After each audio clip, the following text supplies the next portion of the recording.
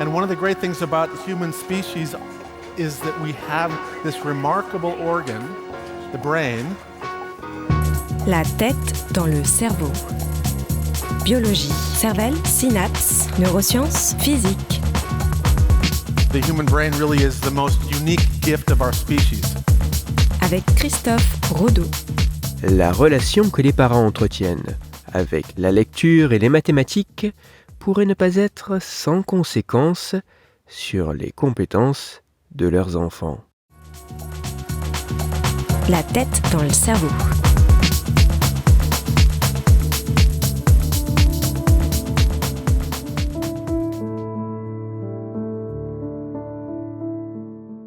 Si pour certaines personnes, l'évocation de calculs, de formules, d'algèbre ou encore la pratique de la lecture représente une forme de hantise, est-ce que cette relation conflictuelle peut laisser des traces sur leurs enfants ?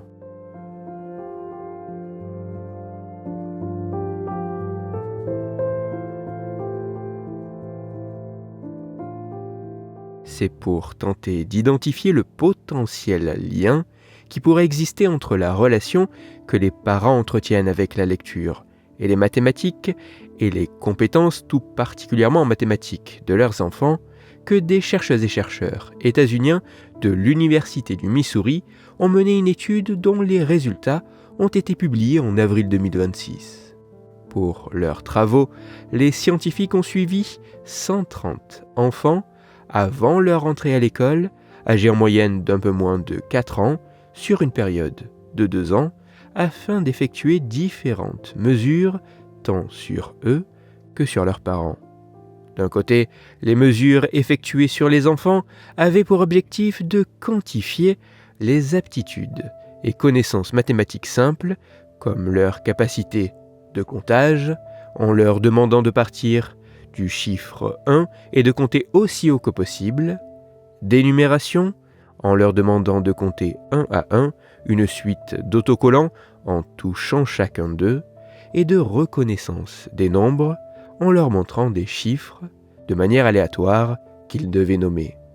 Mais les mesures effectuées sur les enfants avaient aussi pour objectif de quantifier leurs aptitudes et connaissances mathématiques plus complexes, comme leur capacité de focalisation sur un nombre, en leur demandant de reproduire, à l'aide de tampons, le même nombre de tâches sur un dessin de dinosaure en étant dépourvu que celui présent sur un dinosaure modèle, et leur connaissance cardinale, en leur demandant de donner un chiffre bien spécifique d'objets et en leur demandant de manipuler un nombre d'objets identiques à celui inscrit sur une carte.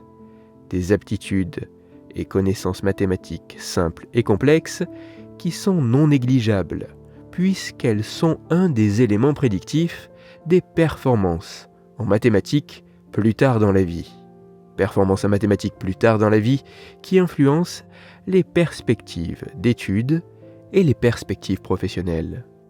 De l'autre côté, les mesures effectuées sur les parents avaient pour objectif de quantifier de nombreux éléments, comme leurs compétences en lecture et en mathématiques, l'anxiété qu'ils pouvaient ressentir envers les mathématiques, ou encore le temps passé avec leurs enfants autour d'activités impliquant par certains aspects les mathématiques, ainsi que le type d'attitude plus ou moins positive qu'ils présentaient à leurs enfants envers les mathématiques.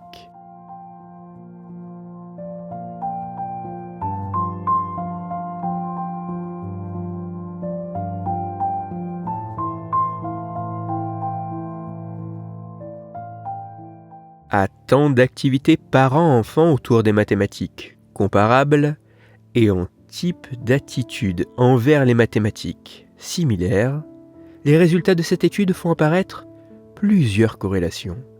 Tout d'abord, il apparaît notamment que plus, en moyenne, les performances en lecture des parents sont importantes, meilleures sont les aptitudes et connaissances simples, comptage, énumération, reconnaissance des nombres des enfants. Et à l'inverse, plus l'anxiété envers les mathématiques des parents est prononcée, plus, en moyenne, les aptitudes et connaissances complexes particulièrement sur les connaissances cardinales des enfants, est faible.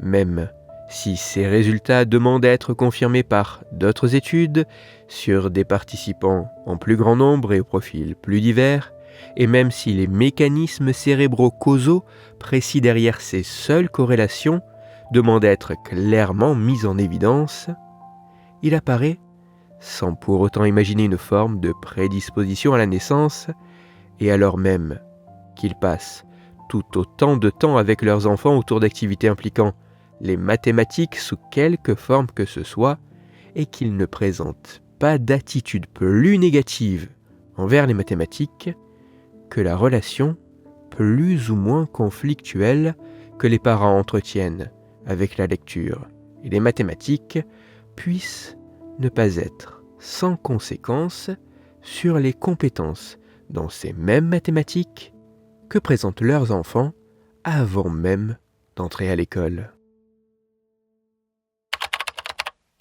Pour aller plus loin, je vous renvoie vers un article disponible gratuitement, en ligne, mais en anglais, qui a pour titre « Parental Math Anxiety Linked to Lower Quantitative Skills in Young Children ». Il est écrit par Eric Dolan et il est à retrouver sur le site psypost.org. Toutes les études scientifiques m'ayant servi à écrire cet épisode, dont l'étude que j'ai abordée qui est plus complexe et complète que ce que j'ai exposé, ainsi que les références de l'article pour aller plus loin, se trouveront sur mon site. Cerveau en argot, dont le lien se trouve dans la description de l'épisode. Dans cet épisode, j'ai parlé de la relation que nous entretenons avec les mathématiques dès notre plus jeune âge. C'est pour cela que je vous invite à écouter l'épisode numéro 77 de La tête dans le cerveau. Dans celui-ci, vous pourrez découvrir ou redécouvrir que, contrairement à ce que certains peuvent penser, nous pourrions bel et bien tous être faits pour comprendre et manipuler les nombres, et ce, dès notre naissance. Pour continuer à échanger, vous pouvez me retrouver sur les réseaux sociaux, sur YouTube ou me contacter par mail. Tous ces liens sont, eux aussi, dans la description de l'épisode. Si pour vous, ce podcast est gratuit et sans publicité, pour moi il représente, au total, plusieurs milliers d'heures de travail et me coûte quelques centaines d'euros chaque année. Alors, un très grand merci à toutes celles et ceux qui prennent le temps de me faire des retours, de partager mon travail sur les réseaux sociaux et de me laisser de très sympathiques commentaires et 5 étoiles sur les plateformes d'écoute de podcast. Pour me permettre de travailler dans de meilleures conditions, vous pouvez également me soutenir financièrement avec un don ponctuel ou mensuel sur la page de financement du podcast dont le lien est dans la description de l'épisode. Christophe Rodeau. La tête dans le cerveau.